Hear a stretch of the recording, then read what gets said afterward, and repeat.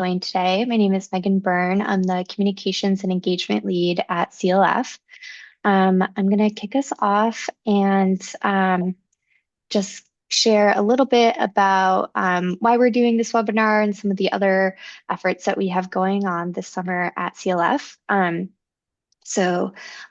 This is the second of two webinars that we're hosting to have time to go over the case studies that were featured in our recently published Embodied Carbon Reductions Built Project Case Study Collection.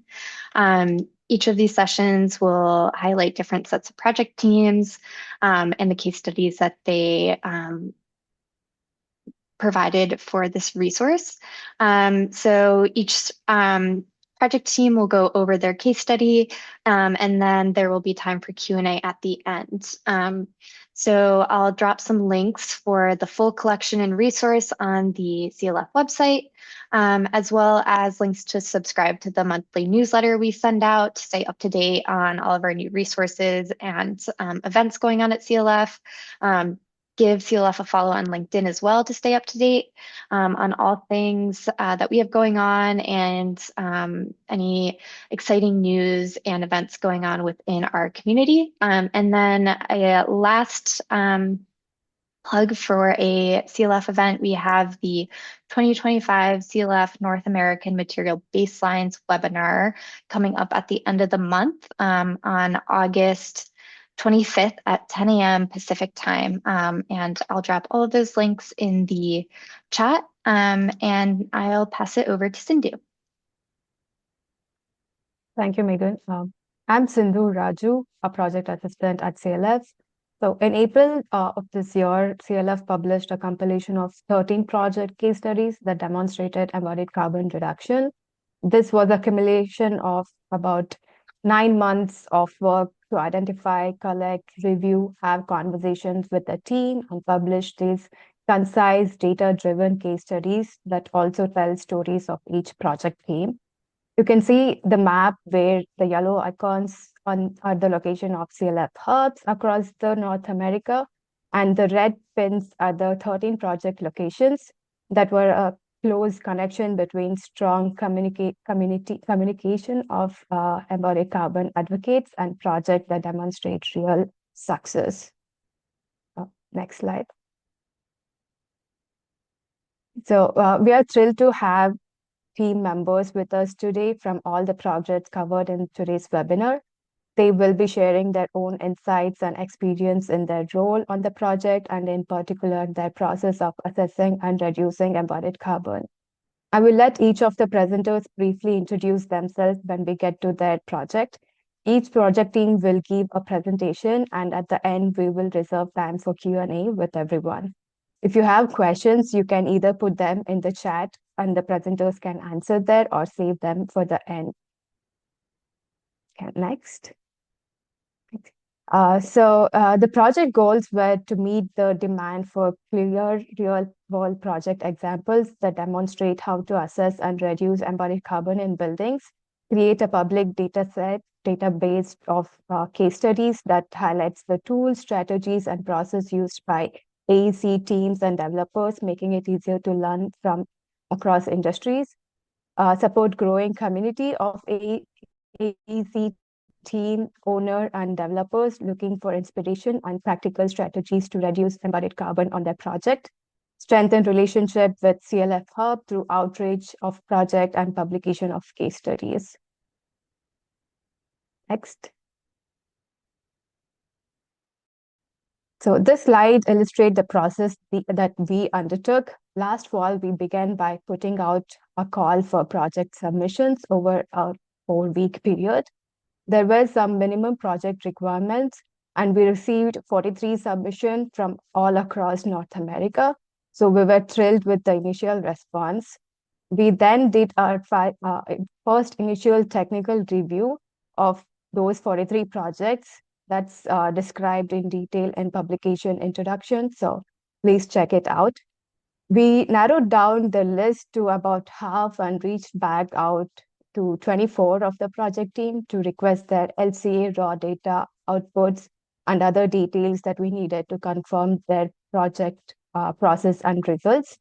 We then did a detailed technical review of data and had a back and forth process with the team as well as the interviewers to better capture the story of the project. We developed the case study template so each project would have consistency in its reporting, developed project narrative with the team, collected images, and developed graphic reporting results. At the end of the process, we had 13 robust project case studies. We did have many more project submissions that we wish we could have developed it further and published in case studies, but we were limited by by time and funding. So we hope to identify funding in the future and add more projects. Right? So the projects were asked to meet a few key requirements. The project must be built and completed in 2019 or later, located in North America. It must have completed life cycle assessment or used EPD to determine material-specific reductions or other analysis tool to determine reductions. The LCA must also demonstrate a measurable embodied carbon reductions. Project team participation was essential, and we prioritized to include a variety of project types and variety of embodied carbon reduction strategies. So in addition to case studies, the introduction section of the case study collection covers key embodied carbon topics, such as the importance of life cycle assessment, commonly used LCA tools, and the role of baselines and benchmarks and biogenic carbon. And it also highlights the limitations that we came across during the project and provides insights for future improvements. So the case studies were categorized based on 3 project categories. The category 1 include projects that completed whole building life cycle assessment covering at least structure and enclosure. The second category includes project used environmental product declaration to determine material specific reductions. And the third project category used the analysis tools, other kind of analysis tools to achieve reductions in interior infrastructure or single family residential projects. Further, CLF identified 10 embodied carbon reduction strategies. The number on the left indicates the number of projects using these strategies, and the strategies were low carbon concrete, material efficiency and structural design, mass timber, non-structural bio-based material, adaptive reuse of building, material reuse or salvaged materials, single-family residential, reduction of material and use of low carbon finishes in interior, reuse of interior materials, and MEP systems. Moving on, now we can get into the project case studies. So our first project is 1510 Webster, and I'll let the presenters introduce themselves. Hi, everyone. I'm Arizona DeBruzen. I'm with DCI Engineers. I'm a sustainability project manager in our Austin, Texas office, and I'll be talking today about our 1510 Webster project. 1510 Webster is a mass timber tower in Oakland, California, used for affordable residential housing. It's 19 stories, 16 of which are mass timber over a concrete podium. The floor area is just a little bit over 175,000 square feet. We were the structural engineer and as well conducted a whole building LCA in partnership with Woodworks. The owner, architect, and GC were all OWOW on this project, which really helped carry a unified vision for the project forwards. And then the mass timber installer was Webcore, with some help from Freres, who did the mass timber, mass applied panels on this project and the columns, and then Rothoblas, who helped with the connections for the columns. So this project was the first building in the world to use point-supported mass timber, mass applied panels. This really was the main driver for this project that allowed it to be a huge success, not only from a cost perspective, but also an embodied carbon perspective. It allowed us to have a very similar structure to what we would have had with a concrete building. Flat panels allowed us to eliminate a lot of beams and columns. And the weight of this mass timber structure allowed us to reduce a lot of the concrete shear walls and foundations.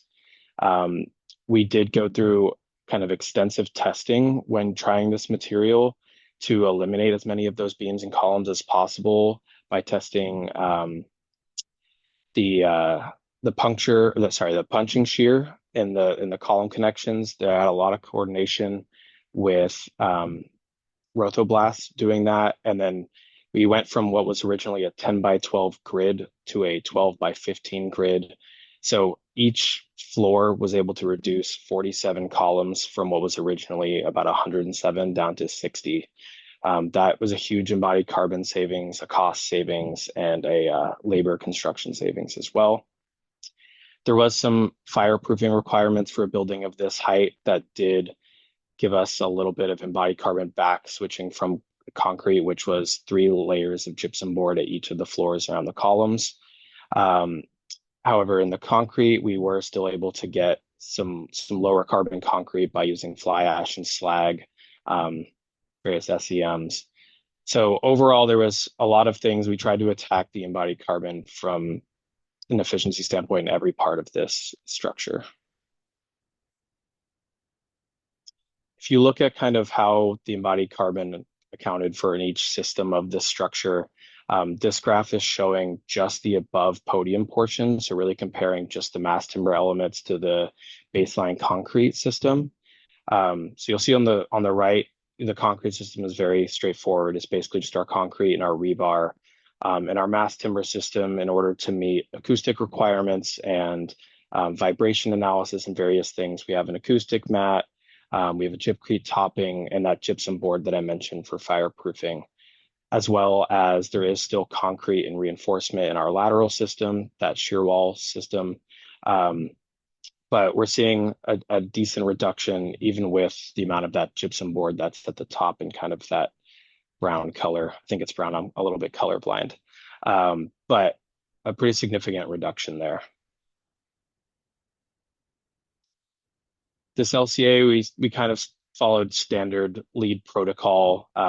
We do have our structure and enclosure included in this, and we did complete it at the construction level. So we have a very accurate representation of what went into this building. And because this building was point supported, we feel really good about the all concrete baseline because the floor to floor heights were very similar between the two structures, and it allowed us to have a very similar enclosure assembly as well.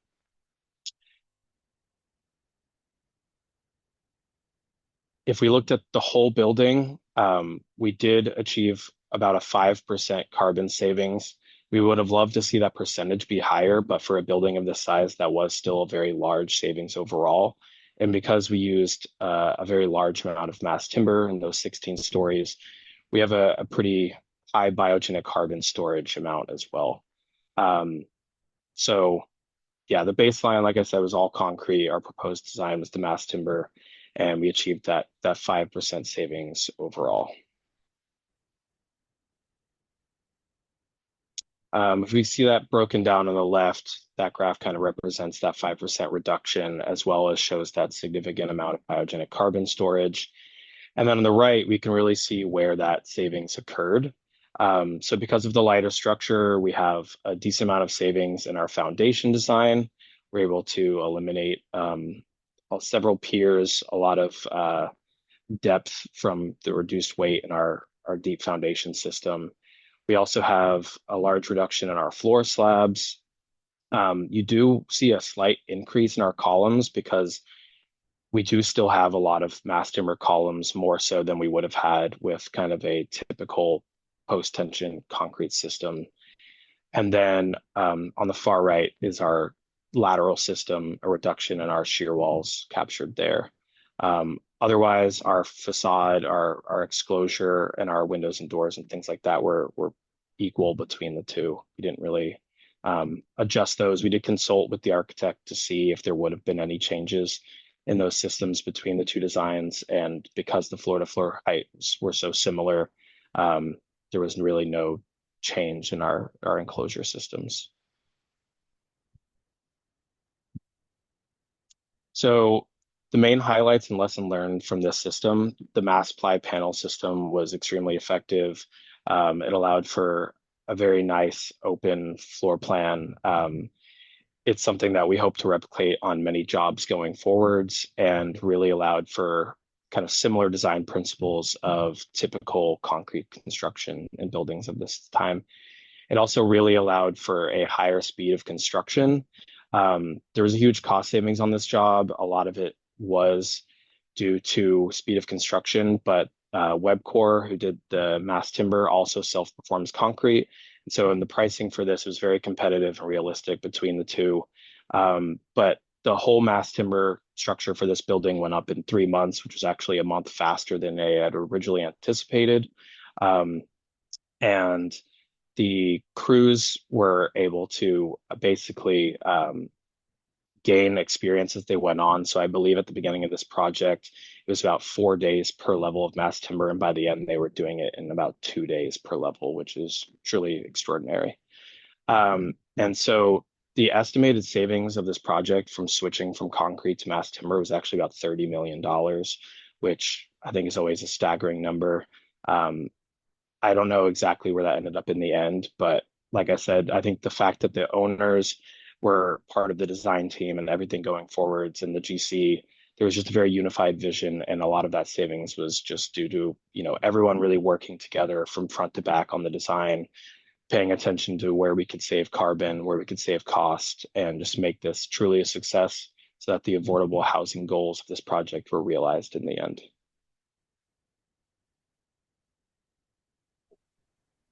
Thank you for your thoughtful presentation, Arizona. And this project clearly highlights how it can drive reduction just by switching to mass timber. Great. And moving on, we have Justice Residence presented by David Atkinson. And I'll let David Atkinson take over. Yes. Hello, everyone. Great to be here, and nice to follow a multifamily residential project with single family, which is, I think, in many ways, an incubator or an R&D opportunity for both production housing and driving larger structures. I'm David Arkin, a principal at Arkin Tilt Architects. Served 10 years as director of the California Straw Building Association. Now with the Bio-Based Material Coalition, I'm co-hosting our monthly webinar Grow and Tell, where we discuss bio-based materials. Spent time working with the AIA's 2030 commitment, and Chris Magwood and I years ago co-chaired CLF's Renewable Materials Task Force. So it's great to be back here with Chris and CLF. Next. This project is located at above 10,000 foot elevation in Crested Butte, Colorado. It's a custom project in a historic mining town, and the design was very much inspired by the Crystal Mill, which is nearby in the region. We had a great team. Our client was an environmental lawyer who really wanted to pioneer carbon smart building, both on operational and in embodied carbon. REG is based in Crested Butte, wonderful efficiency engineer, very familiar with all electric buildings, and Straw and Timber Craftsman in Gunnison was our contractor. Next.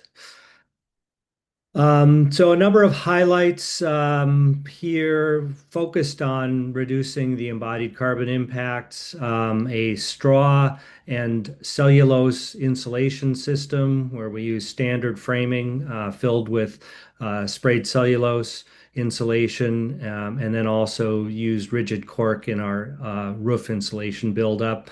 A lot of salvage materials, some site milled lumber, and locally harvested beetle kill decking. So always looking for the lowest impact bio-based materials where possible.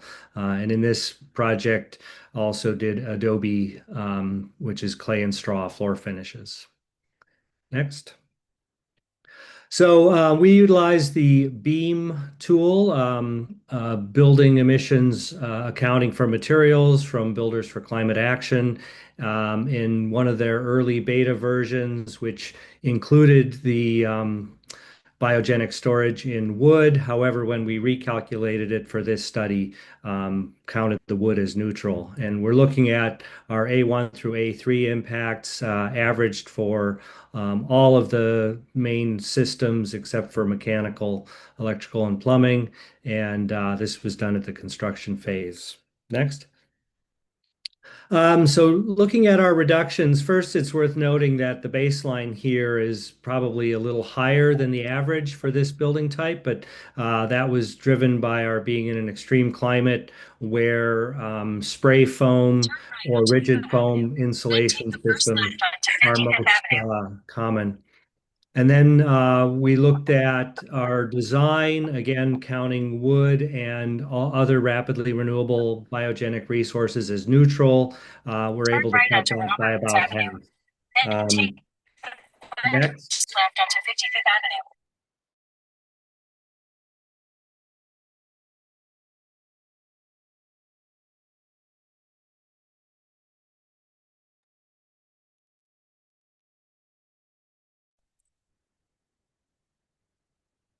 David, you're on mute. Yeah, someone muted me. No problem. Thanks, Chris.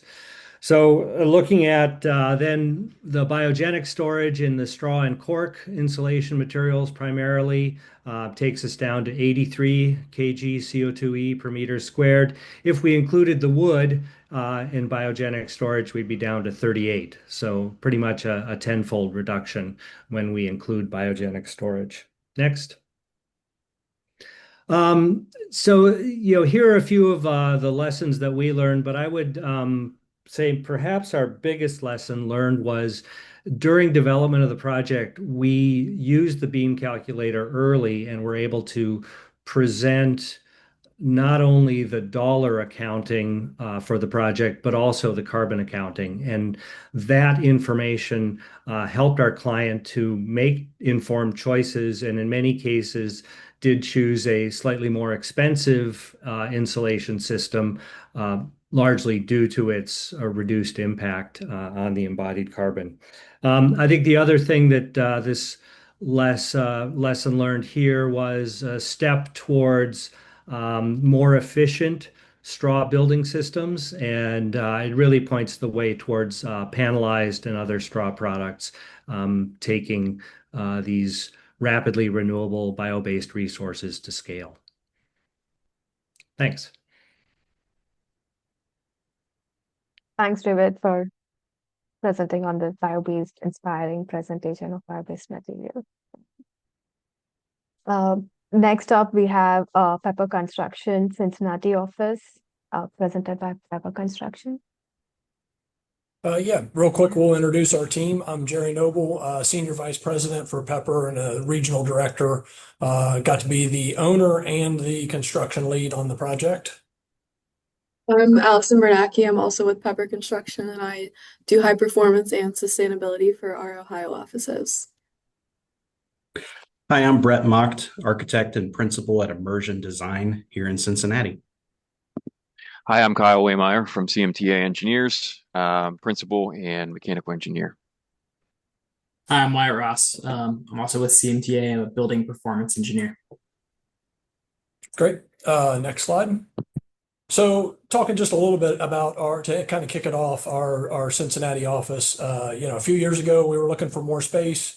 I'm a big fan of adaptive reuse, and we found this 110-year-old office building that had been sitting empty for 25 years, so it was in pretty bad disrepair. Had some really clear goals around the project, but they weren't necessarily around carbon or LEED certification or net zero. They were around first creating an outstanding office space, highly functional, highly collaborative, highly flexible. Second was it was eligible for historic tax credits, and there was a lot of money put out there for historic tax credits. So we had to achieve those in order to make the numbers work. So that was kind of like the number 2 goal. And then the number 3 goal was really push the envelope on sustainability. So obviously, because we were going adaptive reuse, helped us out on the carbon study and things and the carbon footprint, but a lot of other challenges around the project that we had to make work together in order to achieve all these diverse goals. So I think that, my notes are about assembling the right team to accomplish this. And you'll hear a little bit from a portion of that team today, but we just really had a great team, highly collaborative, really pushing the envelope on their thinking and figuring out ways to achieve these goals. At the end of the day, we have outstanding office space. We achieved our goals around historic tax credits, and we got LEED Gold, WELL Gold, and we are a LEED Net Zero facility on site. So a huge accomplishment and for the team, and I'll let them tell you a little bit more about the details. Perfect. So I'll jump in a little bit more about the collaboration on the historic preservation side.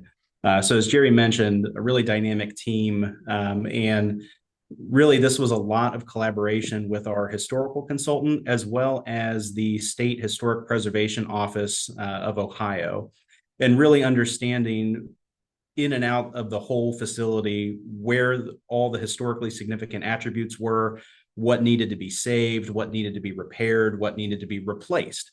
So going through that process really helped us really internally better understand what we were doing from an embodied carbon standpoint, and really how all of these synergies came together and kind of let every goal win.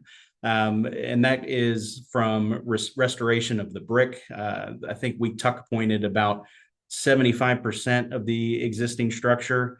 And then even from the original windows, we were able to restore over 50% through repairing those. And that was a direct way just in this project to kind of hyper focus on what does an existing window mean versus a brand new window that's manufactured elsewhere and shipped to site. So really a lot of the benefits that we found through this project were us to have a better understanding of the impacts we can make with any of these decisions. Again, some of those were kind of baked. We knew we were going for historic preservation. We knew we were going for adaptive reuse, but that allowed our team to better understand these so that when we go to future projects, we can talk about that much more cleaner and easier with clients when they're making decisions on, do I want to restore this? Do I want to repair this? Do I want to replace this? One of the main challenges we had on the MEP side was how do we fit all this in the building? How do we fit enough solar on the building or in the lot area to make this a net zero space? And how does all of this fit within the framework of the SHPO tax credits on the historic side? So really where we focused on is things that we could change. A lot of that we could not change in terms of adding insulation to the walls and the new windows. So we focused on reducing our outside air, but still keeping our indoor air quality very high. And we did that using sorbent filtration. So that allowed us to reduce our outside air by about 50%, 40 to 50% roughly, while also keeping our indoor air quality better than outside. So we've done extensive testing on that. And this building lives in between two expressways, and actually our indoor air quality is very good in this building, actually better than outside. And so that allowed us to reduce our tonnage and reduce the amount of mechanical equipment that we had in the space. Next slide. So going into the details of the LCA, so we used one-click LCA as the software to complete the analysis, and then the stages included were A1 through 4, so the material extraction all the way to the transport to the job site, B4 through 5, which was replacement and repair of the materials, and then C2 through 4, the end of life stage of the materials. LCA scope included just the building enclosure and the superstructure above the ground, and then this was completed post-construction during occupancy of the building. Next slide. So the baseline of this building is a standard office building, new construction, built from the ground up. So our estimated carbon savings was reduced a lot just because of the maintenance of so much of the structure and envelope of the building. And then next slide. So touching on some of these graphs. So you can see on the left here, the A stage was reduced a lot. That was mostly material related. due to not having to bring in as much material as a new standard building. So, like Brett said, saving 75% of the bricks on the site and restoring all of that original material helped us a lot in reducing the carbon impact of this project. Um, Something else that helped, you can see on the right, mostly horizontal structures were saved in this project. So floor slabs, beams. So that, yeah, that was sorry, something that helped. And since the exterior shell had to be maintained due to historic tax credits and not adding in as much material on the outside to maintain that look, both due to the Village of Laughlin requirements and achieving those tax credits. So, yeah, move on to the next slide. Yeah, so we don't have a slide on this, but I think an interesting note as an adaptive reuse project with historic preservation, obviously the structure and enclosure is what this case study focused on, and that came out to be around 99 kilograms per meter squared. But as Kyle was mentioning, with so much PV as well as MEP systems to help ensure net zero energy, a common kind of missing or gap in LCAs is including MEP systems. So this is a little bit of a plug for the MEP 2040 pilot study that's currently ongoing. This building was incorporated into that. And just interestingly, this building worked out to be roughly 600 kilograms per meter squared in MEP embodied carbon when you look over the entire building life cycle. So roughly 6 times the embodied carbon of the enclosure and structure for this project. And so just to note that it's really important that we also begin to include MEP systems in these LCAs.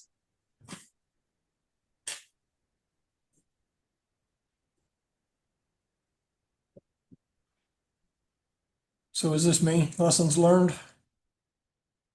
Yep, I Thinking think you're up. this. I'll just make mine real quick. I think first and foremost, don't underestimate the challenges that a historic building has in store for you. So we had a lot of challenges along the way. One of the things that Immersion and CMTA did and our high performance building team did is we didn't focus on scorecards when we started the design and started thinking about sustainability in the building. We focused on what's important. What kind of indoor air quality we want? What kind of water quality do we want? And all those kinds of things. So all of those elements that are important to a healthy, sustainable building. And then we use the data and the goals that we set there to back into the scorecards and say, okay, where did we land?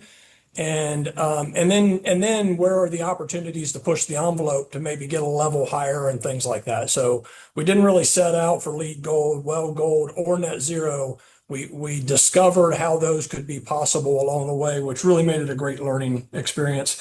And my last one goes right along with that, and that's assemble the right team for the project and really get a team you can trust, get a team that you can collaborate with, and people that are willing to push you and say, hey, I think there's an opportunity to do more. And then lastly, I'll touch on, this project is really helpful with Pepper Construction as well, because we are working on developing our own database of projects with embodied carbon. So this was a great case study, not only for the CLF, but for us as well to study that internally. So.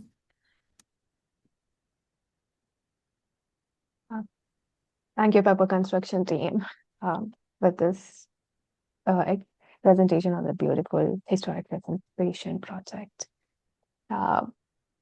Next, we have the Wendy. And I'll let the presenters introduce themselves. Hello, my name is Haley Hiller. I am a sustainable program specialist with Sustainable Building Partners located in Fairfax, Virginia, and I will be talking about the Wendy. So the Wendy is a 16-story concrete building. It's a multifamily apartment with retail located on the ground floor, as well as a public plaza at the front of the building. It's located in Arlington, Virginia, in the Courthouse neighborhood, just outside of Washington, D.C. The building was named the Wendy as a tribute to the former Wendy's fast food restaurant that was located on the site, which is fun. We worked with a really great project team, Cooper Carey, SK&A, John Moriarty Associates, Graystar, Vulcan Materials, Schuster Concrete. SBP provided lead consulting services for this project, as well as being the life cycle modeler for this project. So the main driver that prompted embodied carbon reductions for this project was that Arlington County has a green building incentive policy, which offers developers more bonus density if certain green building requirements are met. And this includes achieving minimum LEED Gold certification, as well as achieving certain baseline prerequisites that address specific energy and sustainability measures. So this project was able to gain more bonus density or floor area ratio by achieving a handful of extra items that were outlined in the policy. And one of those extra items were performing a whole building life cycle assessment and demonstrating a 5% reduction in embodied carbon. So because this project is primarily concrete, we really focused on that material, and we identified a few low carbon concrete strategies to incorporate in the project. One of the first being in material reduction. SK&A, the structural engineer, was able to determine that a 40-inch mat slab foundation could be used rather than a traditional 48-inch slab. So that helped with savings a bit there. We also had early discussions with the design team, including the contractor, John Moriarty, and Vulcan, the concrete supplier, on how to reduce embodied carbon through the mix designs that would be poured on site. So SBP was able to provide specification language in the project manual that included global warming potential limits that were based on the NRMCA 2022 Eastern Region benchmarks. We also incorporated language that included higher percentages of SEMs, such as slag and fly ash, and then using Portland limestone cement or type 1L cement in lieu of traditional Portland cement. Type 1L cement has about a 10% lower embodied carbon than the traditional cement, which was perfect because once the building started construction in the fall of 2022, Vulcan had just switched to using type 1L cement for all of their concrete plant locations in the DMV area, DC, Maryland, Virginia. And this also helped the project from a financial standpoint too, since this mix with type 1L cement was cost neutral.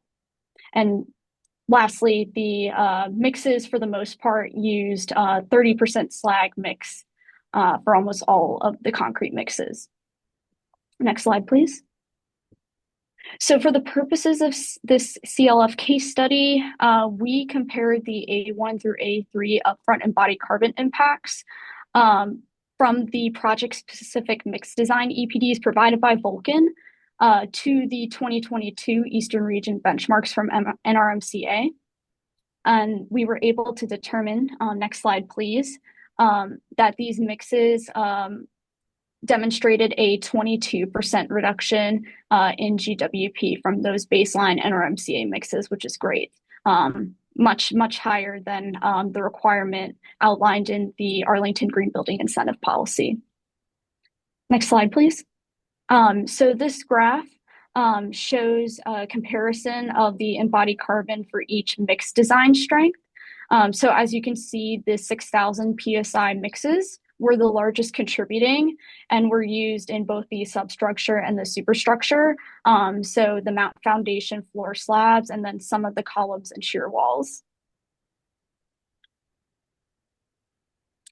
In terms of lessons learned here, from the beginning, all of the members of the team were very supportive of the project's goals and were able to exceed that requirement outlined in the Green Building Incentive Policy in order to gain additional bonus density for the project. John Moriarty, the contractor, also indicated that the low carbon concrete strategies that were implemented did not affect schedule or cost. And it also helped that there was a market shift at the time as Vulcan was able to switch over all of their cement to type 1L within the area. This project was also able to achieve LEED Multifamily Mid-Rise Platinum. This project is one of two in Arlington County to do so currently. And this rating system includes other rigorous sustainability requirements, including blower door and duct leakage testing, as well as on-site verification of some other sustainability elements that occur during construction. And because we performed a whole building LCA for this project, we were able to use this as an opportunity to earn an innovation credit under multifamily mid-rise. Since there is no building life cycle impact reduction credit as part of this rating system, we're really hoping to see this incorporated in future versions of the program, and we're really advocating for LCA to be a contributor to LEED and other green rating systems. And just again, so important to continue to reduce the impact of buildings and the construction industry as a whole.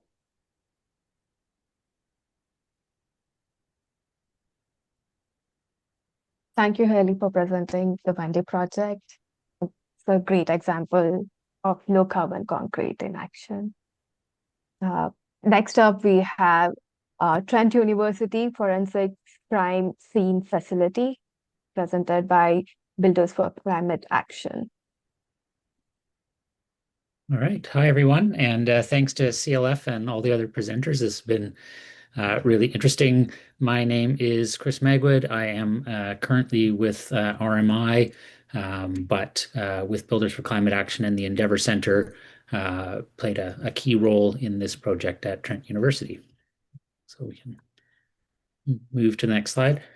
The Forensics Crime Scene Facility, the team at Trent, in particular Trent's sustainability folks, were really keen to kind of put a building on campus that demonstrated their kind of commitments to lowering the carbon footprint of the university. And this was the first building project to come along since they made that commitment. Trent is pretty unique in that it obtains the majority, if not all, of its electrical power from dams along the river on the university site.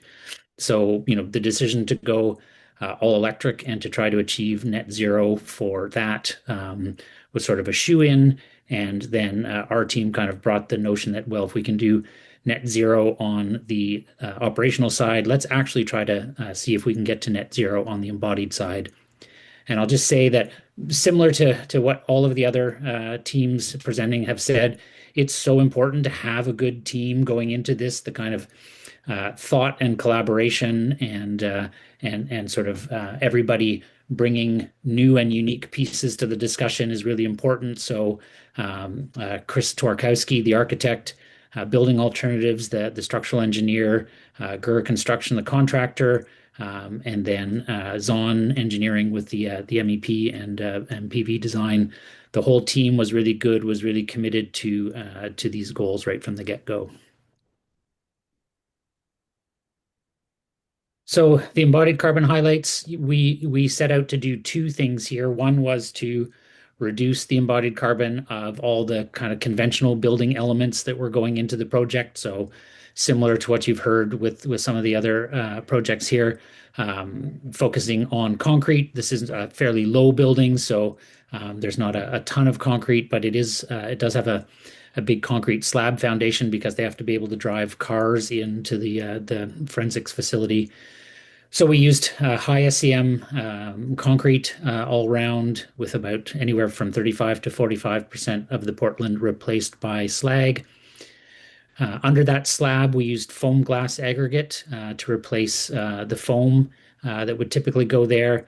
And we used two hemp-based materials, a precast hempcrete block from a company in Alberta, Canada, to replace what would have typically been CMU blocks, and a hemp fiber bat insulation made in Quebec instead of the spray foam that would have normally been used. We also used a wood chip insulated concrete form system for the perimeter wall of the foundation, and some other bio-based products like wood fiber board and cellulose insulation, and some linoleum flooring and locally harvested wood kind of rounded out the bio-based materials.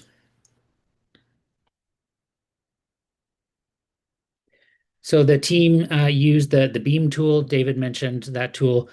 Builders for Climate Action developed the BEAM tool, so it was sort of a natural that that's what we would use to do on this project. We looked at A1 to A3 life cycle stages and all the scope except for MEP and furnishings. And we worked with the Beam tool a lot through this project, right from the very earliest parts of schematic design, right through until a post-occupancy model that we did to sort of verify everything. And that was really, a leading decision maker in the materials we chose, and the sort of design strategies we used was to, keep running it through Beam and checking that we were kind of hitting the targets that we wanted to be hitting. So the baseline model was pretty easy for us to do because Trent University has a very standard sort of building spec for things that get done on the campus. So we were able to make a model using, all the same dimensions of this building, but we knew from the university what it would have been built like. And so you can see that would have come in at just over 500 kilograms of CO2e per meter squared. Most of that coming from the concrete masonry unit exterior walls, which are typically spray foamed, and then with metal siding. So those three things sort of added up to be the bulk of that 518. And the design as built, we got that down to 224, so just a little more than a 50% reduction. And if we were to sort of count the biogenic carbon storage, in this case, just for the non-timber materials, we would have brought that down to 77. So some pretty significant GWP reductions for this project.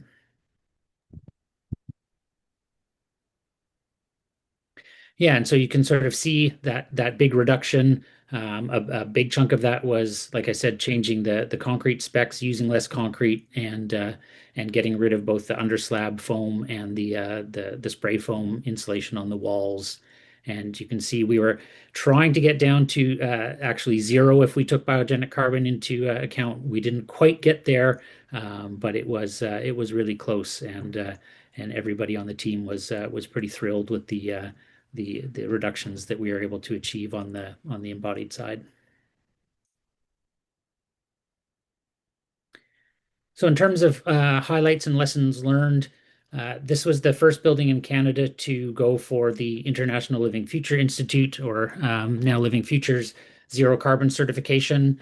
The main driver for that was to achieve zero carbon on the operations. But because there is an embodied carbon target in there, it's a pretty small reduction to meet the requirements of this of the zero carbon certification. But we sort of had good buy-in from the team to try to get that as low as we can. And interestingly, when we were all finished, everybody noted the fact that it was actually way easier to achieve and less expensive to achieve the embodied carbon reductions than the operational ones, the PV system, and all the gear that went with making the building net zero operations was a much larger add to the cost. The embodied carbon pieces were pretty cost neutral. We used a lot of bio-based products, mostly insulation, a few finishes, and they provided both lower embodied carbon than the things we replaced them with, and then offered that biogenic storage. And I would say from the sort of non-biogenic options we used, the foam glass subslab insulation was a hit, not just for its embodied carbon, but from for the general contractor. It was a lot less labor for them. This is one of the places where it actually turned out to be quite a bit less expensive to do the low embodied carbon thing, because the foam glass sort of replaces the gravel that goes under the slab and the insulation. You sort of do it all in one step. It's one pour, it's one compaction, and then you pour the slab on top of it. So that was a real win in terms of both cost and embodied carbon.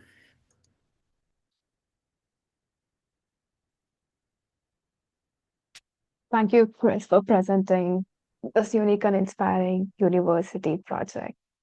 We have like around 9 minutes for Q&A.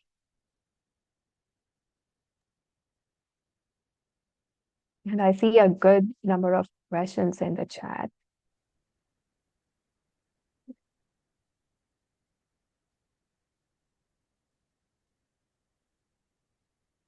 So I can read out one of the last questions for Chris. This wonderful project. Did I hear correctly that EC reduction solutions were cost neutral? Any impact on construction schedule? It was close to cost neutral. It's always hard to compare to a baseline building that didn't get built, but it was certainly nothing that changed the trajectory of the project. So it came in very close to the budget they were expecting on the structural side. No real impacts on the construction schedule. Like I said, some of the lower embodied carbon things, like the gravel, were actually faster.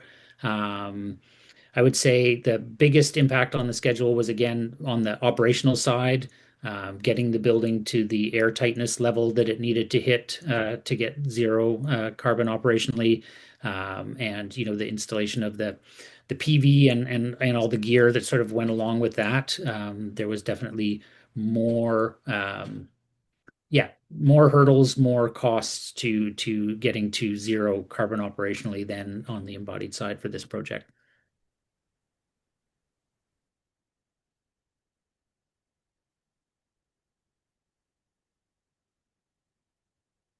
Mhm. A question for Pepper Construction. Could you explain how you ended up lowering the outdoor air and increasing the air quality? Yes, I think I answered that in the chat, but we used an Invarid system, which is a sorbent cartridge, and put that in the side stream arrangement with the DOAS that we had. And so when we take the ASHRAE IAQ methodology, we were actually able to reduce our outside air significantly, which I think many of you probably know, or if you don't know, outside air is the biggest energy user in terms of mechanical systems in a building. It typically accounts for about 20 to 30% of the overall energy of the building when we just look at the outside air piece, especially that's in the Cincinnati area. So that allowed us to take a huge energy savings there, so that we didn't have to spend that on the mechanical side for extra wells in the parking lot for geo. And what we found through testing, we did some third-party testing, is that I mentioned this briefly, but we were kind of short on time, so I cut it short. This building sits in between I-71 and I-75. There's a split there in Cincinnati. And so what we found in the summer was ozone levels are typically very high because of its placement. And we've found that our indoor air quality is significantly better than actually the outdoor air quality during the summer. So I thought that was pretty cool that we were able to reduce our outside air by that much and still have better indoor air quality than we do outside. So that's a testament to that system. Maybe for this question, everyone could answer if you from Alice says, can you say the cost of construction for this approach was any less compared to typical construction? Yeah.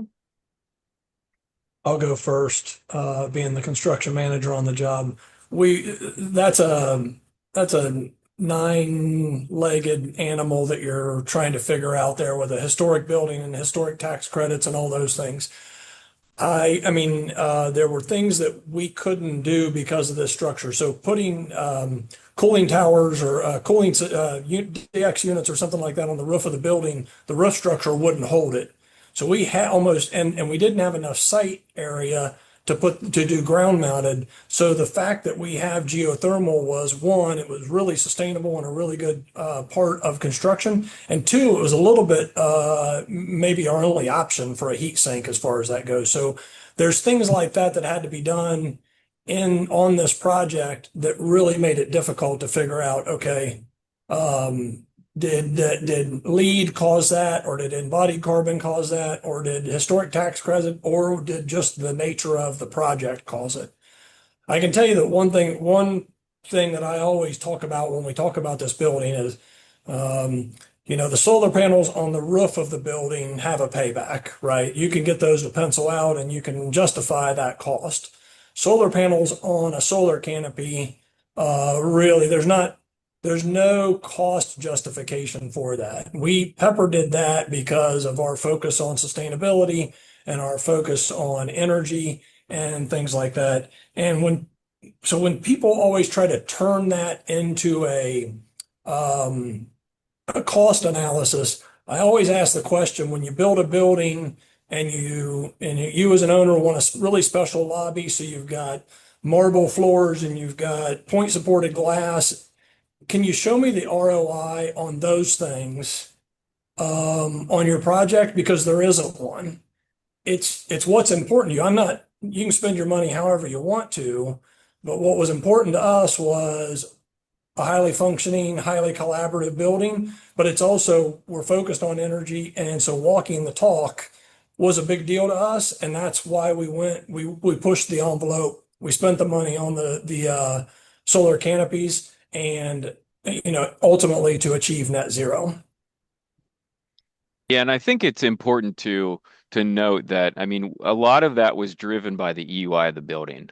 We took this building and Wyatt, I believe we're running at a 29 EUI. Is that correct? Yeah, that's great. Yeah, so that's a building that has no really measurable insulation in any of the walls. We have single pane windows, and we're running at a 29 EUI, which I think is incredible. And a lot of that is because of the pressure testing in the ceiling that we did on the building. I mean, that makes a big difference when you're talking about energy use. And we were able to get our air infiltration really low on this building, and that's the main contributor of that low EUI.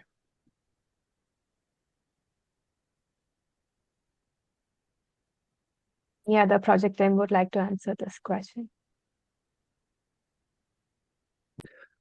Well, I noted a couple questions about code issues with bio-based materials, and I'll note that straw bale construction, light straw clay, monolithic adobe are all in the residential code, and code officials will often look to those in a non-residential project. So no barriers there. In terms of cost, I'll note that a panelized straw project of ours recently, the straw panels were more cost effective than site framing and site installation of the insulation, a comparable insulation system. So I think bringing these products to more prefabricated systems is going to be the future of taking bio-based materials to scale.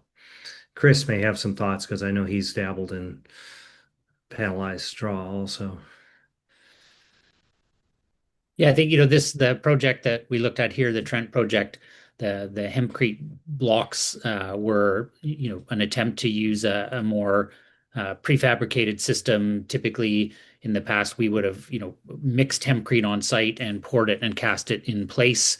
And it has, some significant time to do that and some drying time on site. And so, yeah, things like the precast blocks, things like panelized straw systems really, change the nature of that. And it, the sort of what people would think of as sort of the weird materials just become something that's buried in a box or a panel and become, a lot less of the focus of construction time, but also a lot less. You don't need as many skilled trained people to be working with those materials on site. Great. Thanks so much, everybody. Thank you so much to our presenters for joining today and walking us through all the case studies. And thank you so much for everybody who joined and asked questions and engaged. We really appreciate everybody's time. And we will post the recording on the CLF YouTube for you to check out after. And if you have any questions, please reach out. And thanks again so much. And I hope everybody has a great day. Thank you. Thank you.